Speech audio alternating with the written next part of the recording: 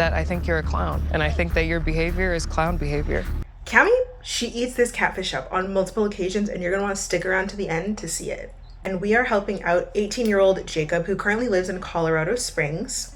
He is currently dating Stephanie, who lives in Manhattan, New York City, and they have been together for about 9 months. They met on TikTok. He says she's super hot, she's nice and supportive, and he shared a lot of personal and intimate things with her that he has not shared with anybody ever. He says that she has a very unique job, which means that she's underground often, which that's so vague. They typically talk on Snapchat, and he only very recently got a phone number from her. She has a Facebook account. Seems like a ghost account. There's nothing on it but a picture of me. Weird. And it has a different last name than the last name that he knows for her. He says that despite only being 18, he could really see himself settling down and even marrying Stephanie. Like, their relationship is serious, they're locked in. So Neve and Cami are in LA. They fly out to Colorado Springs to pick him up. And when they go to get him, they notice that he has a lot of stuff with him. And Neve is like, so are we helping you meet a girl, or no, did you just get kicked out of your house and need a place to stay? And this is like a little hee hee ha ha. But then after they get into the car, I feel like Neve probably felt bad for making this little hee hee ha ha. So the Catfish team actually got Jacob an Airbnb for the time that they're filming. We find out that Jacob has had a really hard life. First, he was in foster care because his mom was in the army. She had PTSD when she came back, so she had a really hard time coping. So she wasn't really the best mom to him. Obviously, like, PTSD is something really hard to deal with, but at the same time, when you're a parent, like, your kids have to come first. So rather than trying to figure things out, he was actually sent into foster care, and so he was moved all across the country for his entire life. He's essentially a transient person at this point. And so now you live in where? Kind of everywhere. You don't really have like a home base right now? No. Which is a really hard thing to deal with at only 18. At this point, as soon as he shared the story, I felt that the episode was going to be somewhat exploitative. And I am here with Coke Zero and a chip on my shoulder to bitch about it. So they get to the Airbnb, they sit down, and they get some more information out of him. We find out that Jacob's last relationship ended and he was living with her in Texas. I was with this one girl. She's very beautiful. Found out she was like seeing other guys and things like that. So understandably, he has a lot of trust issues. So then we find out that Stephanie is a mortician. He says that he finds her job very odd. It's weird to be touching and working with dead bodies, and she even sent him pictures of the bodies that she was working on one time. Yeah, she said, hey, sorry, I had a long day. 12 bodies came in. I don't even want to know. Oh, no. Because of her work, their communication is somewhat inconsistent. They talk on the phone though, and he says that her voice matches the pictures that he has of her. He wanted to FaceTime her, but he didn't want to push her. He didn't want to make her feel uncomfortable. He says that the connection is far beyond looks, and they've said that they love each other, and they've even talked about marriage. And when Neve is like, okay, so if you guys are so in love, why haven't you met up? I told her I was gonna save enough money so that I could take her out. So I guess the only thing we're really waiting on is just me to get my money right. And I love that this young man has it all figured out, okay? Because men, why are you pursuing women you can't afford? Wait till you get it together. After getting all of this information, they decide to call it a day, and they will get to investigating. Cami says as soon as they get in the car, though, that Definitely she's not the girl in the pictures.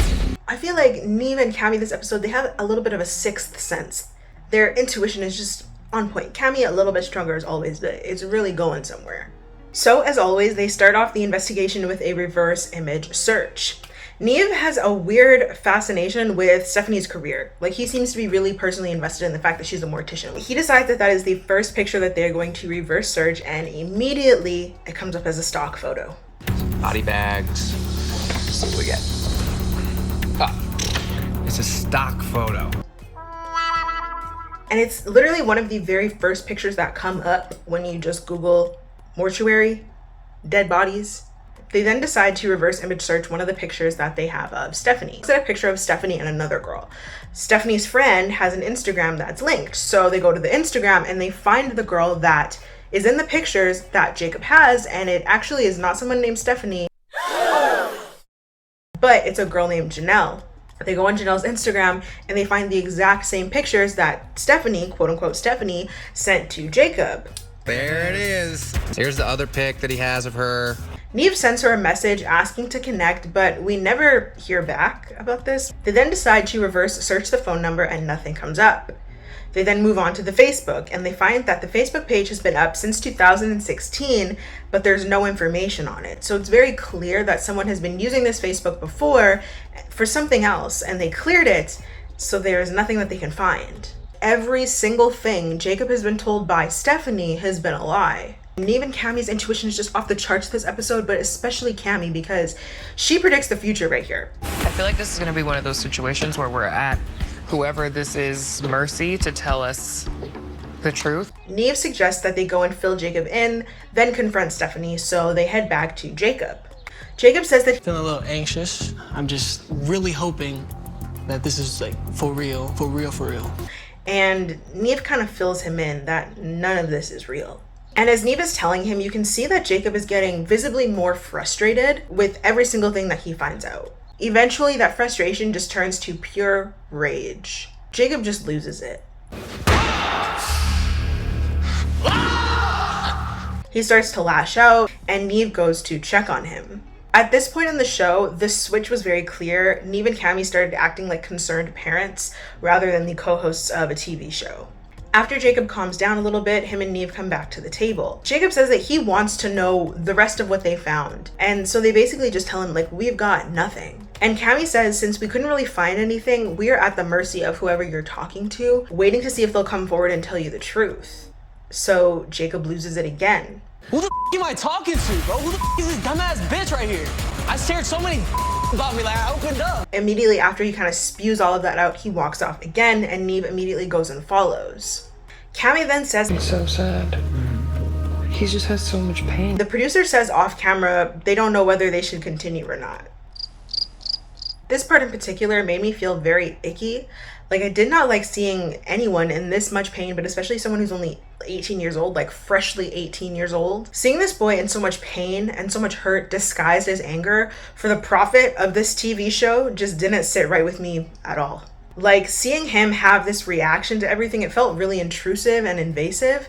It felt like a moment that I shouldn't have been a part of, like something I was not meant to see. I, like many other people, enjoy reality TV, but this episode to me was a real reminder of how exploitative in nature it really is. So then we cut to Jacob and Neve, who are now in the bathroom, and Jacob is very clearly sobbing, like loudly sobbing. He says it took so much out of him to trust in somebody. Never ends, bro! He said he wants to figure out who exactly is doing this to him, because who does shit like this? And Neve just gives him like a big hug. Then Cammie walks in, and you can see Neve and Cammie both comforting Jacob. They let him know that they don't have to do this anymore today, which I was like, today? What do you, like, we just don't have to do this at all, but okay. Neve says that they will go back to the hotel, they'll try and get in touch with Stephanie, and then they'll get back to him. So Jacob has calmed down a little bit. He says that he appreciates them a lot, and he gives them a big hug. They have just this big little group hug, and they're just doing everything they can to comfort him. And it seems to me like he's really genuinely a very sweet kid who's just been dealt a really bad hand. Now, when this episode first aired, I went on Reddit, like, of course, gotta see what Reddit is saying about Catfish, always. And a lot of people were saying that his anger was a red flag, and it's good that things ended up the way that they did in the end because of his anger. And I personally really disagree with this. I think that his anger was justified. It's clear that he just doesn't know how to regulate his emotions because no one has ever taught him. Absolutely, like, taking your frustration out on things or people is not okay. But I do really think that he was just trying to regulate his emotions, and I'm not gonna fault or shame him for that in any way. So the next day, they finally get a text from Stephanie, and she decides that she wants to meet. They're going to head to Spokane, Washington. I think that's how you say it, Spokane, that place in Washington, to meet up with her at her friend's house. Jacob says that he is sure he's up for this, he's sure that he wants to do this, and Cammie doesn't really look like she believes him, and me personally, I don't either. So they finally land, and Neve texts Stephanie asking when they can link up. Like, when can we meet? When can we get this over and done with? Stephanie says that she can meet up in a couple hours, and they're like, a couple hours? Like, okay, you made us come all the way here, and now we have to wait some more. All right. Jacob says that he is going to try and keep his cool. But if it's a dude, I'm beating the out of him. Okay. And I know something you don't. everyone's intuition is just crazy this episode. That's what I gotta say.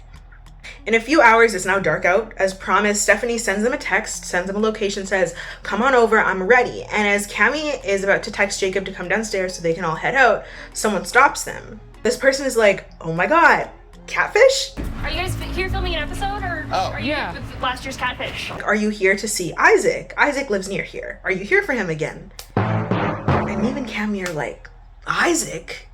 He was talking to fine-ass Bryan. So Isaac was actually on the show earlier in season 8, so this very season. And it was pretty much the same MO as this situation going on with Jacob. Bryan wrote into the show, he was 23 years old, and he was going through a difficult patch in his life.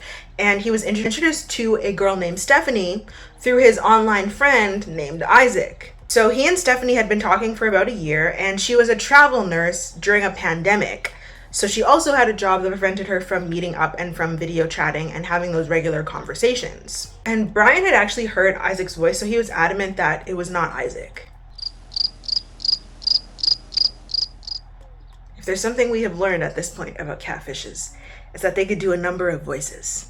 I mean, I don't know what's going on. You know, a lot of things have been changing in my life. At any given time.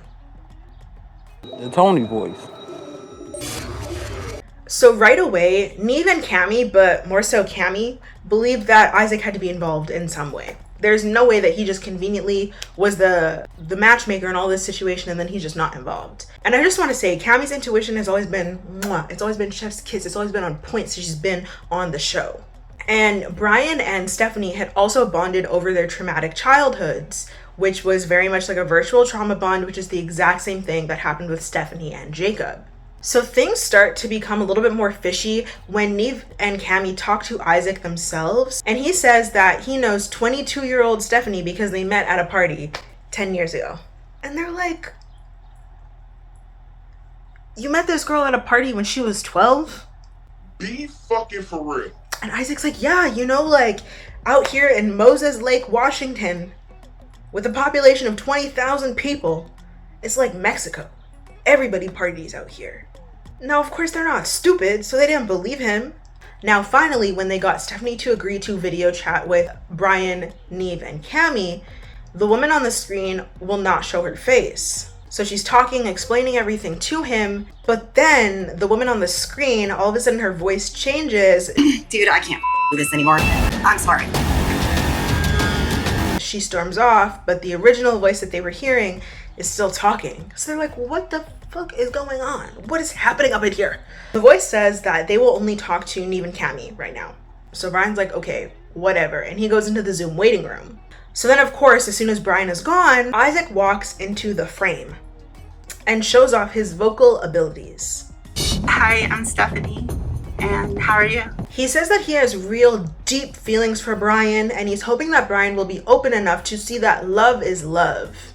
And Cami's like, hold up, wait a minute, because what are you talking about? You knew his sexuality, which is why you created the catfish Stephanie, because you knew he wasn't romantically interested in men, which means he wouldn't be romantically interested in you.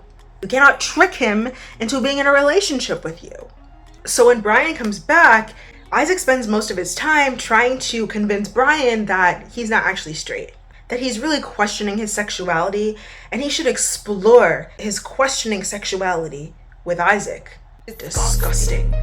Isaac then admits to everybody that he had been catfishing straight men posing as a woman for quite some time, and previously when he came clean, the men were quote-unquote open enough to be in a relationship with him. And Cami's like, just because you've done it before, sir, doesn't make it right. And Cami just lets him have it. Like, Cami does not play with these hoes at all. So basically, this old gay man finds young straight men online and tries to do to them what Hundra accused Geraldine of doing. And if you don't know what I'm talking about, go watch that other catfish video after this one. Then flashback to the current moment, okay? Neve remembers that Isaac got fresh and copped an attitude with Bryan. But luckily Bryan was pretty chill, like he was pretty laid back. He wasn't actually in the vicinity as Isaac, so he couldn't do anything. But Jacob definitely will not react the same way, as he shouldn't.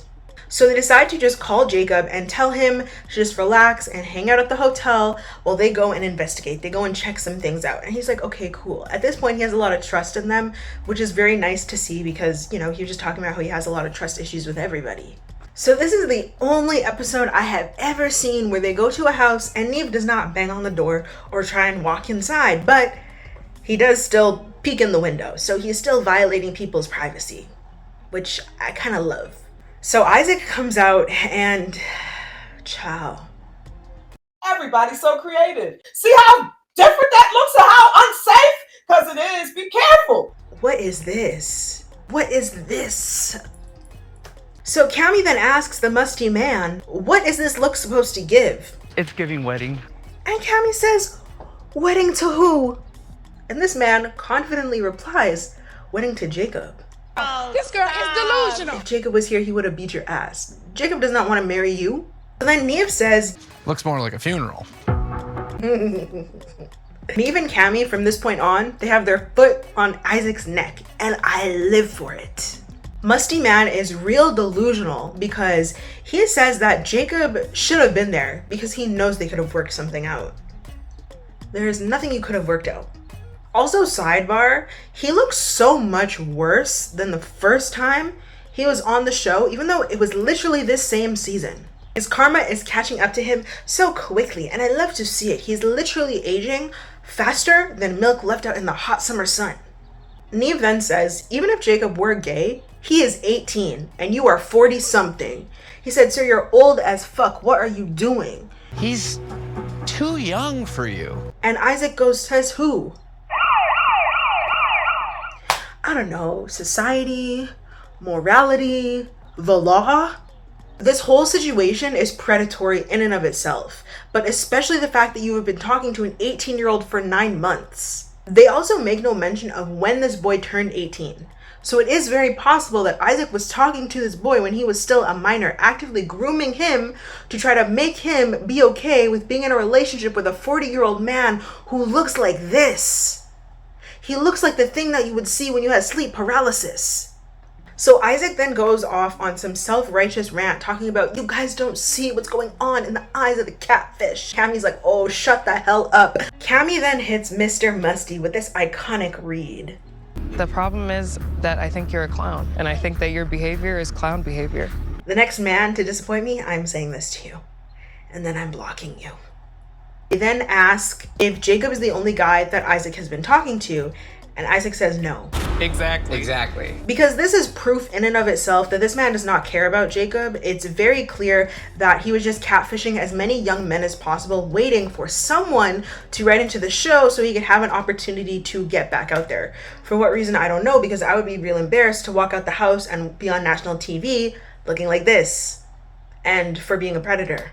But hey, that's just me. Neve tells Mr. Musty, if we would have brought Jacob and he saw you doing all of this, he would not have reacted well. He's in a tough moment of his life, which Isaac knows this. Neve is real honest and says that Jacob is more upset than anyone who has ever been on the show before. It's compounded by the fact that his life has already been a disaster. Now the person lied to him, and the person is you. I can't even say it with a straight face, but it's the way that Neve said it, by you. Just so full of disgust and vitriol, which is so valid, and I love him for it. So Isaac then reiterates that he does in fact want to talk to Jacob because he loves and cares about him. And Neve's like, yeah, okay, whatever, we're leaving. Like, they don't care at all. They don't care at all, and I love to see it. Cammy then, as they're walking away, she's like, you look good, and I wish that you would just do all of this as you. A very genuine comment. I don't think she was meaning it to be snarky. I think she really meant like, you look good, and there are people out there who would absolutely love you, love this, and love everything that you're doing. But then Isaac has to be a little dingbat. You're a beautiful girl. Thank you, Isaac. You just have an ugly soul. Now I just know the man who actively goes online and preys on young little boys and tricks them into being in a relationship with a gay man in hopes that they will be okay with being openly in a relationship with a gay man after telling him that they are straight is not talking about the ugliness of anybody's soul. Because one thing about Mr. Isaac, his insides match his outsides. Both horrendous, both ugly, both rotted and gutted. So they then decide that Jacob does not need to meet Isaac. It's just not necessary. And low-key, I did wish that they met a little bit because I do think that Isaac deserves to get his ass beat. Let the church say amen. Amen! I do think that. I 100% think that. And I know people are like, oh, violence doesn't solve everything. Violence solves a lot of things, I think, sometimes, especially in this situation. Because Isaac already did this, and here he is doing it again, and admittedly doing it to more people than before, and younger people than before. But me personally, I'm also glad that they didn't meet up, because I like that they didn't want to exploit Jacob any further or put him in a situation that could have affected him long term for putting the pause on Mr. Potato Head himself. So the next morning actually, they meet up with Jacob. He comes down to the room and they fill him in on everything that went down. And you can see Jacob getting visibly irritated again with everything that Neve tells him. So it's just confirmation that they made the right decision and not letting Isaac and Jacob link up. So Jacob is like, the catfish is like, who? And Neve is like, let me just show you. So they show him a video from the previous night. I do care about him. Kidding. Neve tells him, like, this is Isaac, he is 41, he is gay, and he's a clown. I love that they keep dogging on this man because he deserves every single second of it, but I also think this is the perfect description. That's exactly who Isaac is. Just add predator in the mix there, you're good to go. Jacob then is like, what is he wearing? We don't know. And Cammie's face is mean. Well, the first thing he said when he came out was, he goes, what? Neve tells him that Isaac was wearing his wedding outfit. He thought that he could wear this outfit and you'd magically find him attractive and then you'd agree to be in a relationship with him. Like I said, this man is delusional. And Jacob says that he wants to talk to him because he thinks that he can get through to him and make it clear that what he's doing is not okay. And he acknowledges that Neve and Cammie tried, but he says they tried with words. And he doesn't plan on using any words. They're like, that is not a good idea. We are not doing that.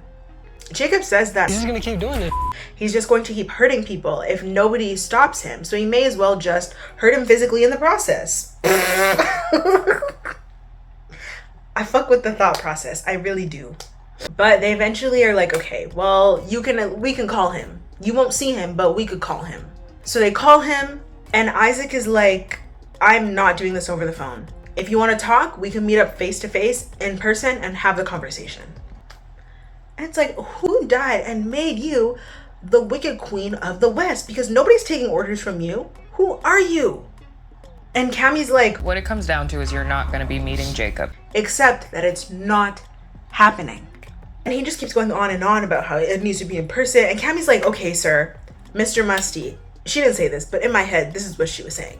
Mr. Musty, if there is something you wanted to say by now, you would have said it. Like, apologize for what you did?